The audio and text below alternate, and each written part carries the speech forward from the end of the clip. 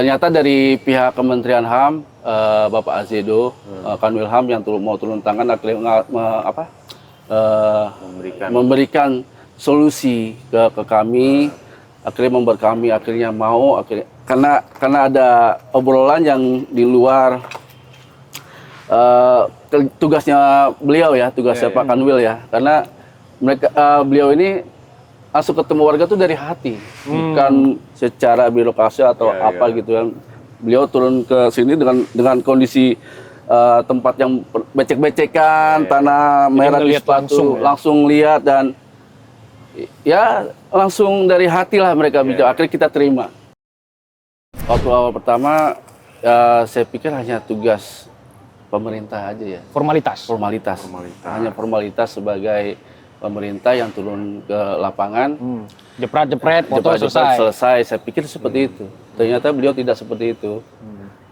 Makanya saya sering ucapkan memang beliau lah salah satu yang membuat akhirnya warga meredam dan akhirnya mau diajak kerjasama dengan beliau.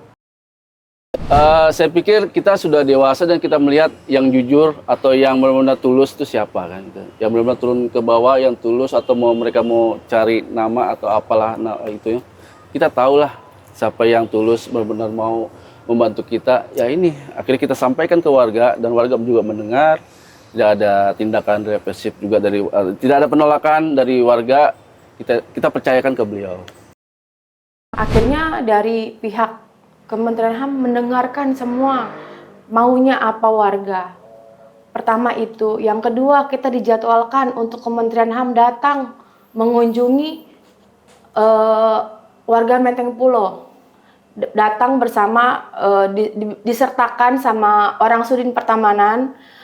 Tapi aspirasi semua warga itu saat itu tetap awalnya masih mau bertahan di situ. Cuma beberapa kali audiens lagi saya dipertemukan lagi sama Pak Azedo, Bapak Kanwil HAM, yang selama ini sangat membantu, benar-benar membantu dari administrasi warga yang tadinya tidak mempunyai akta kelahiran, kartu keluarga, KTP sama sekali, itu sampai sekarang ini sudah menerima mereka.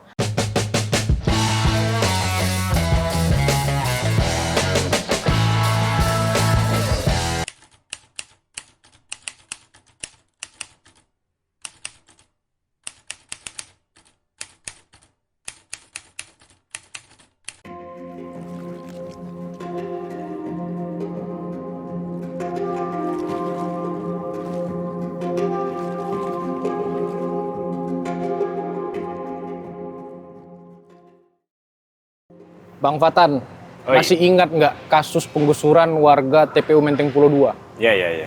Ah, itu panjang itu ceritanya itu. Di blow up di mana-mana. Hari ini kita udah di TKP, Bang. Di TPU Menteng Pulo 2. Kita udah bersama Pak Ronald.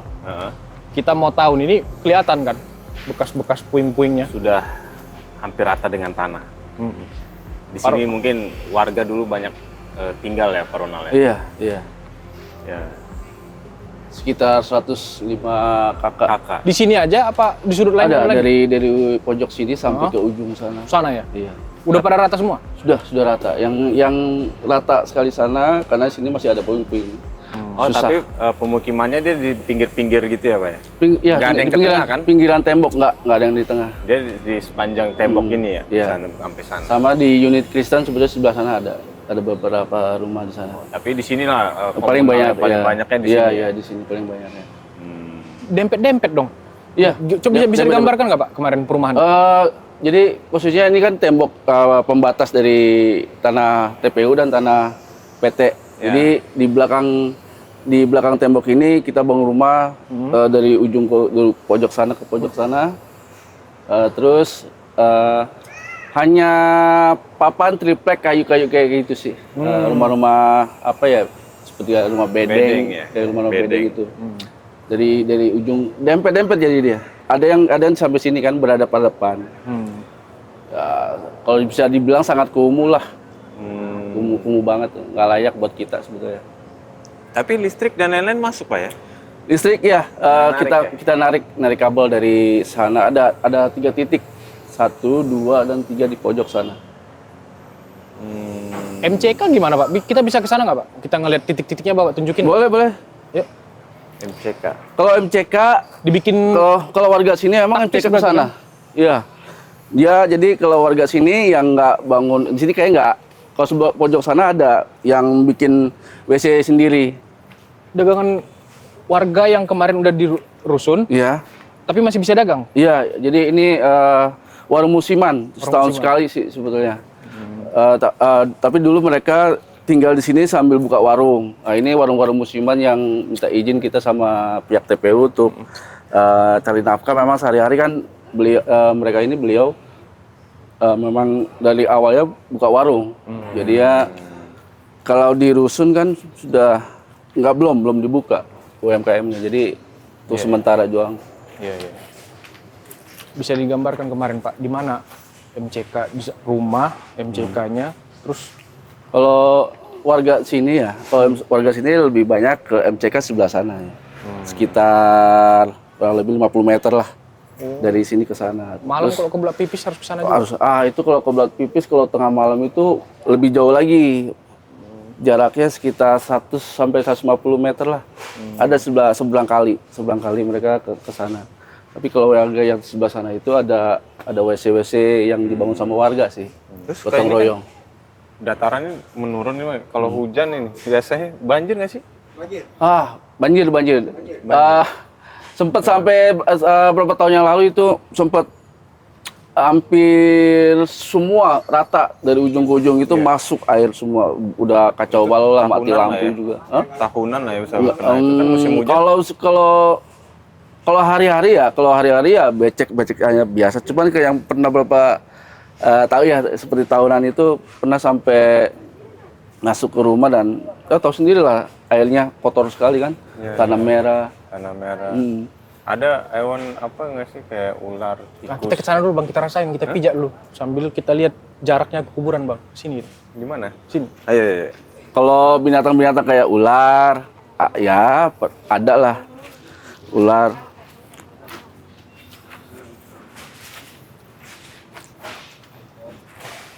Di tempat saya Dari aja sini, Pak, sempat, ya? iya, Dari sini rumah ini. iya, Oh iya Bang, ini bangunannya. iya. Ada lubang, hati-hati Pak, ini ada lubang takutnya jeblos bekas. Oh ini dia kasih pondasi nih ya kalau yang ini ya? Pondasi. Berarti- ada beberapa yang bikin kamar mandi. Ada yang beton juga ya? Iya. Nggak selamanya ini Bang. Ini pondasinya Triplek. aja beton. Mungkin di dasar awal-awal di sini kan dulu baru merembet ke sana pojokan.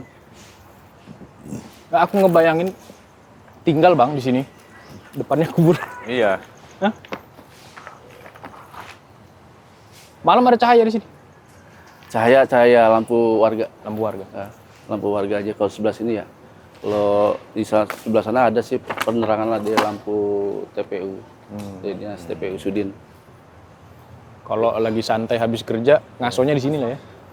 Ya, alam. Jadi kita tuh refleksi habis pulang kerja atau habis kegiatan capek langsung berhadapan dengan alam kan. Sebetulnya memang nggak layak. Tapi tempatnya membuat kita nyaman itu karena pemandangannya langsung kan, pohon. Kayak taman sih, kita anggap taman padahal kuburan. Karena kita nggak perlu bikin bangku udah banyak gitu. Iya. Mau duduk di mana, tamu duduk sembarang tempat ya. Itu lagi ngapain Pak? Itu warga yang sedang menunggu ahli waris. Sedang menunggu ahli waris, nafkah warga sini. Makanya ada beberapa yang nunggu nanti kalau ada ahli waris datang, mereka langsung menjemput, langsung bersih-bersih gitu kan. Balik lagi itu keikhlasan ahli waris, tidak dipatok. Dari situlah pemasukan warga selama ini. Pemasukan warga ya. Jadi kalau dibilang nggak pasti ya memang nggak pasti itu ahli waris aja. Keikhlasan ahli waris, kalau ahli waris pun nggak punya uang, lagi nggak bawa uang ya nggak apa-apa juga. Gitu. Jadi nggak bisa dipatok mereka hari ini dapat berapa. Sebenarnya itulah yang membuat mungkin warga ini menolak relokasi. Karena kan mata pencariannya di sini. Iya, Pak, ya. langsung. Udah paten di Ketika situ. dipindahkan ke tempat lain, belum tentu dia dapat ekosistem Betul. cari makan yang Jadi seperti kita ini. buka pintu rumah, itu langsung nafkah kita ada di Iya. di depan kita gitu. Iya. Jadi mereka belum makan pun mereka bisa standby di rumah sambil menunggu rezekinya mereka. Iya. Kayak gitu. Jadi mereka nggak repot kemana, tinggal mereka menunggu di depan rumah mereka sambil tiduran atau sambil apa ngaso ngopi sambil menunggu ahli waris. Ya begitu nafkahnya mereka.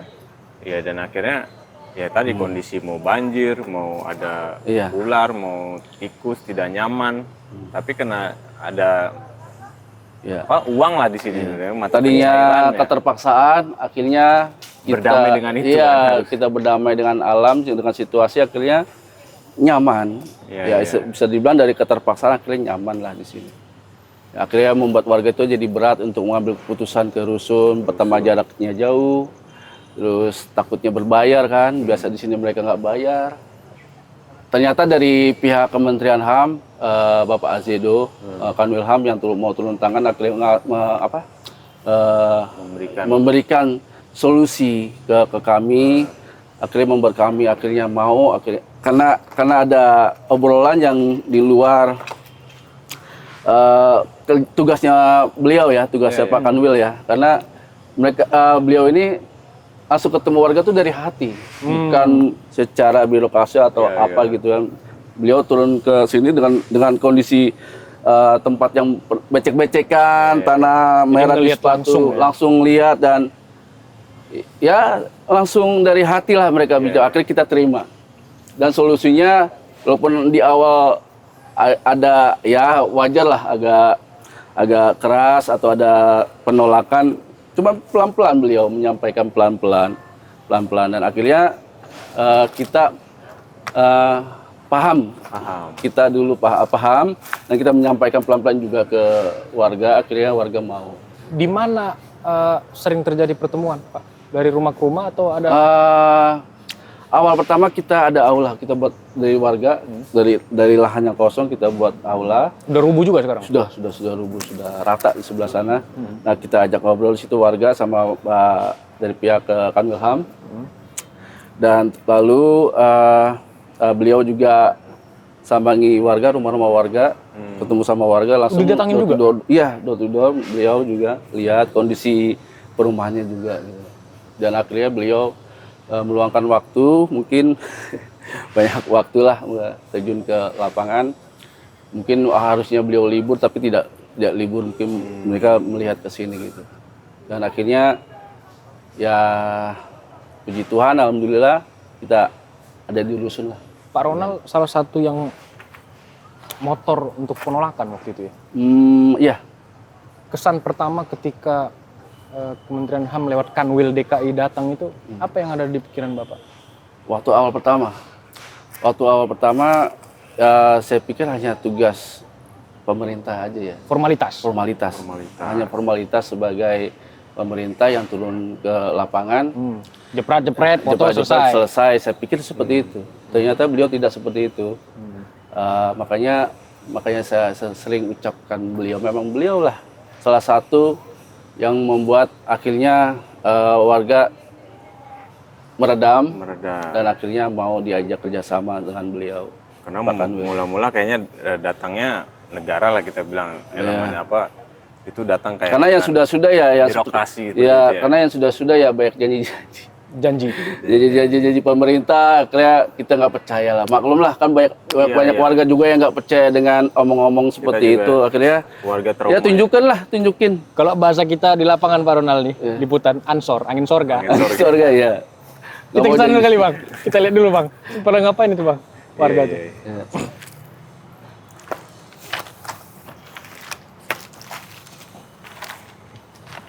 Kalau rumah Pak Ronald di mana dulu nih? Iya. Sebelah mana? Sebelah sana. Oh, sebelah sana. Udah lebih awal bersih di sebelah sana.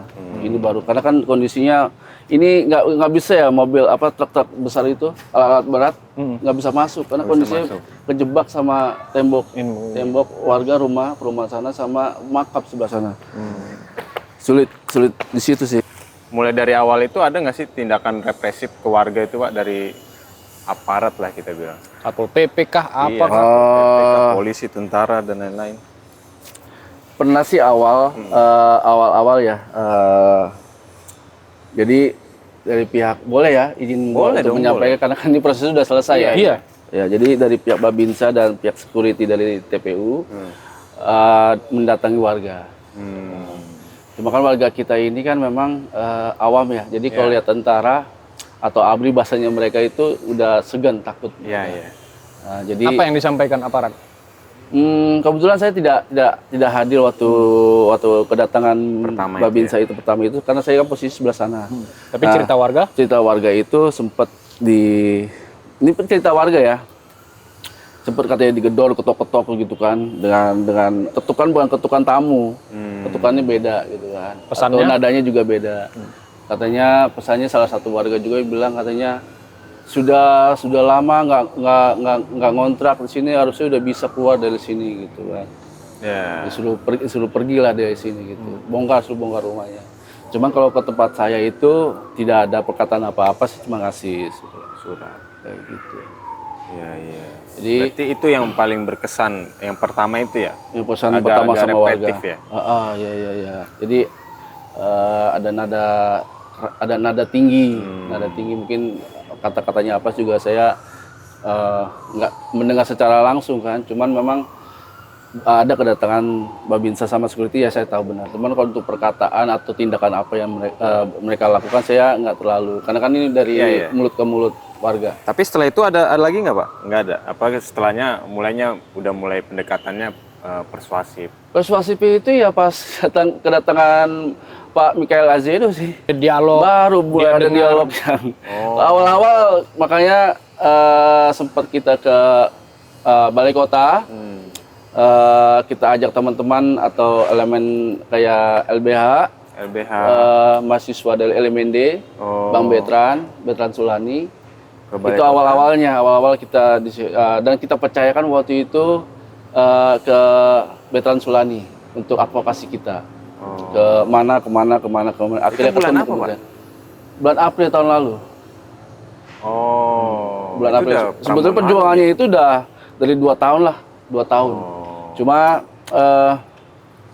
proses ke ininya ke balai kota. Pas waktunya ke balai kota itu ada pembongkaran paksa.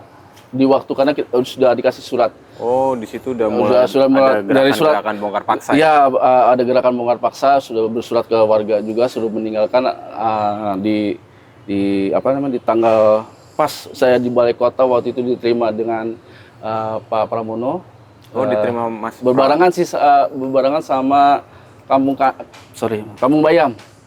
Jadi kita dibarengin. Sebetulnya saya sih ya kasusnya sama, cuma saya disusupin seperti kayak dimasukin aja, susupin lah supaya bisa kita pengaduan kita diterima aja gitu. Dan akhirnya beritanya terbit bahwa tidak ada penggusuran, untuk saat ini tidak ada penggusuran. Dan saya pikir kita sudah dewasa dan kita melihat yang jujur atau yang benar-benar tulus itu siapa kan gitu. Yang benar-benar turun ke bawah, yang tulus atau mereka mau cari nama atau apalah itu. Kita tahulah siapa yang tulus benar-benar mau membantu kita. Ya ini akhirnya kita sampaikan ke warga dan warga juga mendengar. Tidak ada tindakan represif juga tidak ada penolakan dari warga. Kita percayakan ke beliau. Ya. Gitu. Kita makasih ya Pak Ronald. Sama-sama Pak. Diterima Menerima kita di hunian Hunian Menteng Pulau 2. Kita pamit ya Pak.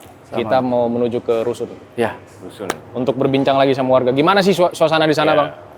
Setelah dipindahkan ke sana, jangan sampai zong kan. Kita harus lihat juga nih. Kita mesti lihat bahwa warga yang dipindahkan di sana hak-haknya juga harus dipenuhi. Yes. Makasih ya. Sama-sama Pak. Makasih Mas. Sama-sama. Oke.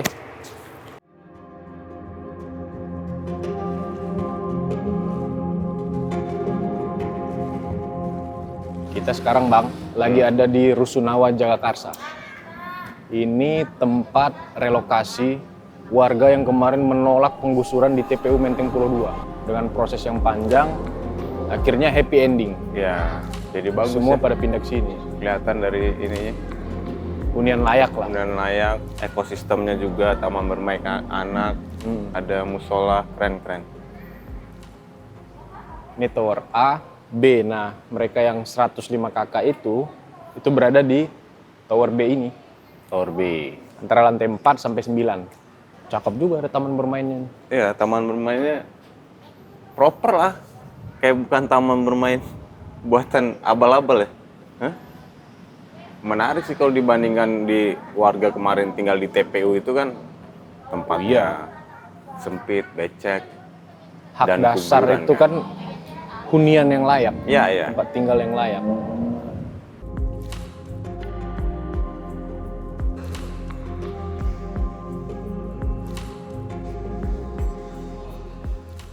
Udah dari TPU Menteng Pulau 2, Bang. Yap. Sekarang kita nyampe di Rusun Jagakarsa. Nah, aku ngelihat nyampe ke sini itu beneran bagi aku ya, Bu Ani dan Bu Ida ya, Baiti Jannati, Pak. Rumahku, surgaku. Iya, memang layak untuk ditinggalin gitu kan. Jangan pula kita tidur datang pula tikus tuh nguing kan. Hah? Nah, kita mau tanya Bang sama Bu Ani dan Bu Ida yang kemarin tinggal di sekitar TPU Menteng Pulau 2. Bagaimana mereka pada akhirnya mau untuk direlokasi? Ini sekitar 2 tahunan, Bu ya? Iya, kurang lebih 2 tahun. Sebenarnya, Bu, waktu tinggal di sana, apa yang Ibu paling ingat dan nggak bisa dilupakan, Bu? Ya. Di sekitar TPU Menteng Pulau tuh. Namanya kita tinggal kan? Kalau di Menteng Pulau tuh mengingat waktu saat hujan. Kita hujan itu becek, belok. Dan kita khawatir banjir yang pertama. Yang kedua, kalau anak sekolah. Tapi pernah banjir? Pernah. Semana Kita banjirnya? pernah banjir sedengkul. Sedengkul. Kalau di tempat kita sampai di Pinggang. Tinggal lebih dalam lagi ke belakang. Terus kasur tenggelam lah itu? Tenggelam. TV pun saya tenggelam, kulkas pun saya tenggelam. Itu yang kita alamin. Yang kedua yang kita alami itu anak sekolah. Saat mau berangkat sekolah, dia harus menggunakan kantong plastik untuk menutupi sepatunya yang belok. Karena kan kalau sampai sekolah blok-blokan itu nggak mungkin jadi comohan anak-anak kan. Jadi kita kadang suka merasa, ingatnya itu kalau lagi hujan. Saat kita melihat situasi kondisi tanah yang becek kayak apapun, kita nggak bisa kemana-mana udah. Hanya ada di dalam rumah, kita mau ke WC pun kita harus keluar dari rumah. Jadi saat-saat seperti itulah yang bisa mengingat kita masa-masa hujan. Kita kalau panas pun kita cuma ngerasa gerah aja. Cuma kalau hujan itu yang kita sedih. Berapa tahun di sana? Saya dari baru nikah itu, saya nikah udah hampir 13 tahun. Jadi 13 tahun saya ngikut suami di situ. Kurang lebih. Mungkin kalau suami saya hampir 20 tahun lebih ya tinggal di sana. Ibu Ida juga? Kalau saya pindah di situ tahun 2018. Kalau suami saya udah lama di situ. Itu kan suasana kalau hujan, banjir, anak sekolah, peralatan di rumah terendam. Kalau misalnya nggak hujan, ini kan di sekitar kuburan, Bu. Iya. Ada satu hal lagi, Pak. Ular. Banyak ular juga? Ular kobra. Kalau lagi Kobra? Iya. Kalau lagi Pernah Ibu lihat? Pernah orang di rumah saya sendiri matiin. Tapi nggak dipatok kan, Bu? Enggak. Cuma dia di saat lagi pembabatan kuburan, Nongol. ada. Itu dia kan pasti lari-lari ke rumah. Ke rumah-rumah warga itu pasti. Sering itu ular itu masuk rumah? Sering. Itu mengkhawatirkan banget, Bu ya? Banget.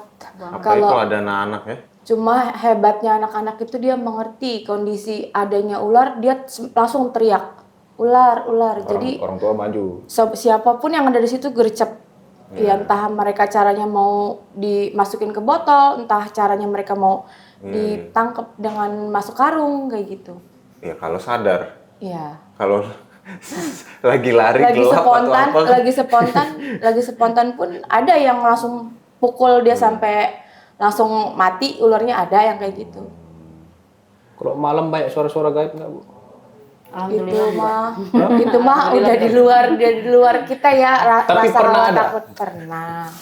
Wajar namanya lah. gaib-gaib itu pasti ada, Pak. Namanya TPU Bu Ya. ya. Apalagi yang kita Pemakaman. tiduri itu atasnya itu kan memang Pemakaman. pemakaman. Iya. Aku nggak terlalu banyak bicara di situ Bu. Aku baru nyampe langsung terkesima lewat ini nih. GW Komeni 2 nih. Gerakan Warga Kobar Menteng Pulau 2. Ini spanduk-spanduk perlawanan ya. Iya, benar Pak. Tapi kan lewat proses yang panjang ini Panjang Pak, pasti banyak orang yang ditemui kan. banyak. Banyak orang yang mendatangi, mendengar dialog, berdiskusi sama warga. Itu gimana Bu? Ada intimidasi kah? Ada pengancaman kah sama warga waktu itu, Bu Ida sama Bu Ani? Ada Dari pihak mana? dari pihak TPU. Jadi kita dipaksa buat tanda tangan. Untuk kita harus siap pindah di situ. Tapi kita belum tahu kita direlokasi atau enggaknya. Gitu. Dia mengeluarkan Jadi surat mengeluarkan anonim tanpa ada itu. tanpa ada kop surat, tanpa ada stempel. Yang penting tekeng. Nah, Iya. dan dia udah menyertakan materai. Materi langsung. Jadi, Jadi kita harus tanda tangan. dari situ kita langsung beralih warga dirembukan gimana, jangan sepakat jangan ada tanda tangan karena ini tidak resmi. Kan jelas-jelas tidak ada kop surat dan pertama itu, yang kedua surat SP1 keluar 7 kali 24 jam itu kita harus mengosongkan, cuma dengan cara dia datang memberikan surat dan datang dengan babinsa segala macam. Dia datang kan dengan warga-warga yang awam yang lansia itu merasa ketakutan. Pastilah. Dia ngerasa lo takutnya rumahnya langsung dibongkar, gue tinggal di mana ini kalau udah dibongkar, pasti mereka begitu. Itu dengan satu surat pertama ya, SP pertama itu nggak jauh jaraknya sama SP2. Belum nyampe 7 hari datang lagi SP2. Itu di bulan berapa, Bu? Maret kalau nggak salah. Maret 2025. 2025. Oh, itu kemudian surat kedua Keluar setelah Maret. lagi. Iya, masih di bulan Masih Maret, di Pak. bulan Belum Maret. nyampe Cuma beda 1 hari minggu doang, itu. beda hari Belum 7 kali 24 jam SP2 itu SP2 keluar. keluar. Itu Makanya- yang kemarin orang TPU juga. Nah, itu resmi. Kalau yang SP pertama itu resmi. SP pertama resmi. Resmi karena ada dia ada tembusan dari pusat pertamanan dan Oh, wali yang kedua kota. ini, yang kedua, Bu. Iya. SP2-nya yang ini yang resmi. SP2-nya itu sama resmi juga. Cuma kenapa 7 kali 24 jam itu belum ada, udah keluar lagi surat SP2. Seharusnya dia selesaikan dulu 7 kali 24 jamnya itu baru keluarkan SP2. Ya. Padahal baru 4 hari itu surat. Warga nggak mau waktu itu. Nggak mau. Di situ udah ada ini ya, relokasi akan ke Belum ada belum itu. kita Jadi belum ada diskusi sama sekali dari pihak kelurahan, dari pihak TPU, siapapun itu belum ada yang sosialisasi, sampai RT pun juga belum ada sosialisasi ke warga-warga. Jadi yang kita sayangkan itu kenapa tidak di backup kita dengan kelurahan setempat gitu loh. Ya. Nah Ibu udah tanya itu, kenapa nggak ada relokasi Sudah. ke jawaban mereka?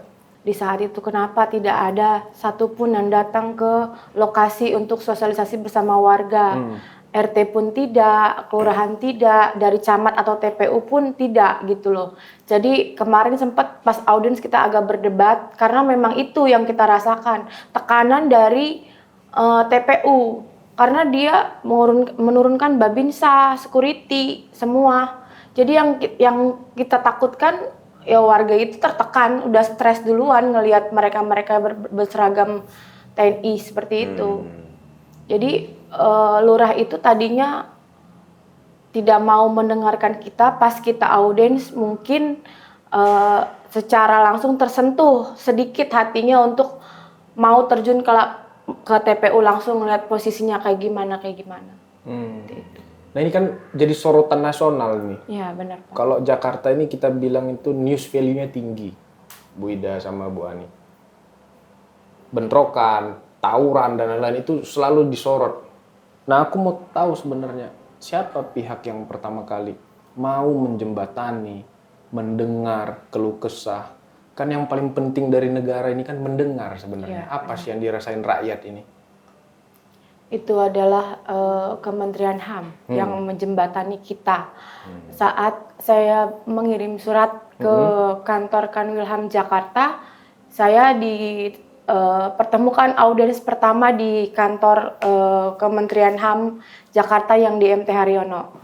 Jadi saya di situ bersama teman-teman warga beberapa orang. Saya dipertemukan dengan Kepala Kanwilham. Pertama saya ketemu sama Ibu Ruby, Pak Muas, Pak Didi, dan yang teman-teman yang lainnya. Di situ kita audiens, kita bercerita kenapa begini. Dia mengeluh karena memang satu, kita bukan nggak mau pindah. Siapa sih yang mau pindah di tempat yang nggak layak buat anak-anak juga nggak layak. Karena satu, kemampuan ekonomi kita. Yang kedua, kita belum tentu sanggup sewa rumah itu di atas harga 1 juta semua. Pendapatan pun dari kuburan. Akhirnya dari pihak Kementerian HAM mendengarkan semua maunya apa warga. Pertama itu. Yang kedua, kita dijadwalkan untuk Kementerian HAM datang mengunjungi warga Menteng Pulo.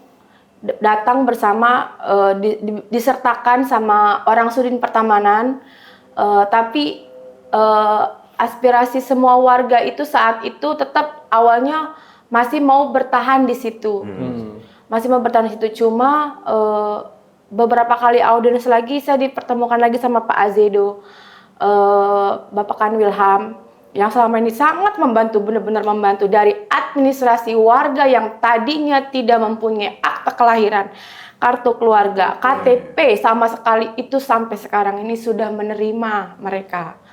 Berarti ditindaklanjuti lah. Ditindaklanjuti. Jadi berarti sebenarnya Bu, 110 kakak itu 105 kakak itu ada beberapa dari mereka itu tidak punya ada akte 10 KTP dan lain-lain itu. orang itu tidak mempunyai KTP. Nol, benar-benar tidak mempunyai identitas. Iya. Dan Dibantu. satu anak yang tidak mempunyai akte kelahiran. Karena waktu itu Pak Azedo, Ketua Kanwilham itu datang mengunjungi rumahnya, dia melihat situasi rumahnya, difoto sama Bapak, mungkin dia berlangsung berhubungan dengan Sudin. Puji Tuhan dia bisa masuk ke dalam kakak yang masih satu darah sama dia, jadi langsung bisa jadi dapat akte kelahiran, punya NIK. Itu anak sempat putus sekolah karena tidak mempunyai akte kelahiran, dari sekolah itu dimintain akte kelahiran. Pak Azedo langsung ngebantu, siap nanti tinggal diarahkan. Akhirnya kemarin semua warga yang sudah tidak mempunyai KTP sekarang mempunyai KTP.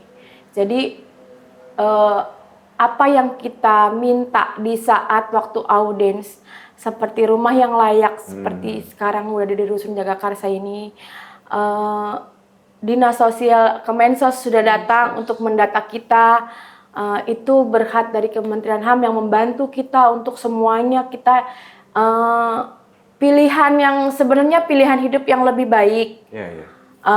Semuanya yang difasilitasi oleh Pemprov melalui Kementerian HAM, kita semua dapat itu. Jadi yang kita dapat sampai saat ini sudah nyata, di depan kita sudah nyata. Jadi bukti warga melihat, oh iya benar, kita dibantu sama Kementerian HAM, benar-benar sampai di rusun pun kita dipermudah semuanya, administrasinya seperti itu. Hulu ke hilirnya dikawal Bu Ani ya. Iya, benar-benar Pak. Kayak pemindahan barang-barang juga dibantu. Iya, sampai pemindahan barang-barang, sampai pemindahan mutasi anak sekolah pun kita dibantu sama Kementerian HAM untuk terus dilanjuti. Suku dinas pendidikan yang ngebantu kita kan mencarikan sekolah yang lebih terdekat. Sering dialog sama warga. Ya, waktu kita belum pindah di sini sering ya Kak ya? Sempet Datang. kita ini datang terus berkomunikasi secara langsung gitu. Kita pendapatan dari mana, buat makan hari-hari dari mana, sampai sedetail itu dia nanya. Dia nanyain sampai cross check ke pendapatan ya. Bener. Ya. Sampai waktu itu sempat saya nangis ya, karena saya bilang begini. Kenapa Ibu nangis? Pak, kita kalau dipindahin di rusun ini, kita buat makan sehari-hari aja susah loh. Benar.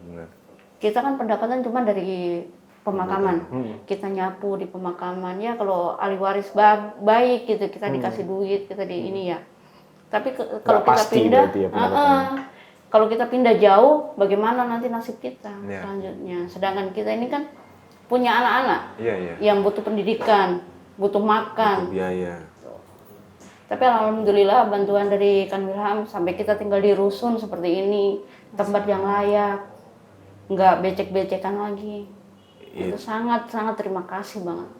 Gimana Bu? Apa itu misalnya kan dipindahkan ke sini, otomatis kan mata pencarian di sana tetap hilang atau masih diizinkan? Masih bisa. Masih diizinkan, jadi kita tetap ke sana. Kalau memang kita pengen ke sana, ya kita ke sana. Kalau Berarti enggak, misalnya kepala keluarga yang masih bekerja di sana ya sana Iya. tetap masih mencarinya di sana gitu Bu. Iya. Berarti hanya tempat tinggalnya saja yang dipindahkan, sementara mata pencariannya dipersilahkan lah kembali ke situ. Win-win solution sih. Menurut aku ceritanya cukup bang. Kita udah dengar semua, tinggal lagi kita berharap sebagai warga negara hak-hak dasar itu selalu terpenuhi bang. Bukan hanya Kementerian HAM, dari semua lembaga negara. Karena negara pada dasarnya bekerja untuk masyarakat. Iya, iya. Dia mengatur lalu lintas hidupnya, ekonominya dan lain-lain. Tanya dulu dong, ada kendala nggak soal pindahan ini? Jangan sampai ada yang janji belum ditepatin Bu. Biasa Menurut kan menurut ibu itu harus Jadi diceritain. sebenarnya bukan janjian belum ditepati. Jadi mungkin ada program proses. program yang belum terlaksana itu satu untuk pelatihan pekerja. Kemarin itu kayaknya mungkin belum terarah sampai ke situ. Kalau program-program yang lainnya itu sudah sampai administrasi ini pun Bapak Kanwilham masih memantau untuk yang namanya nikah massal. Jadi kita minta program itu belum lama ke Untuk Pak yang enak. Bapak Azedo itu karena memang di sini banyak warga yang nikahnya cuma nikah siri, makanya administrasi kependudukannya itu nggak lengkap, tidak tercatatkan di sipil ya buat nikah. Jadi mungkin program ini akan lebih cepat lagi dari Bapak Azedo yang kemarin kita sudah bicarakan bersama beliau. Jadi dia akan membantu, paling programnya itu sekitar bulan depan kayaknya. Iya, iya. Bu, Wah, itu. Bu Ida, ada yang mau ditagih? Enggak. Itu. Ya mudah-mudahan ini Dengan semua kerja. tercapai dengan baik. Sip. Amin. Cukup bang ya? Cukup. Ini hari ini reportase yang luar biasa bang. Melihat realitas langsung. Siap. Guys-guysku, Torpedo mendukung penuh pemenuhan hak-hak dasar warga. Negara tidak boleh ego tinggi. Negara harus mendengar dan mencarikan solusinya. Karena itulah sejatinya tugas negara. Kita ketemu di Torpedo berikutnya. Assalamualaikum warahmatullahi wabarakatuh. Waalaikumsalam. Salam.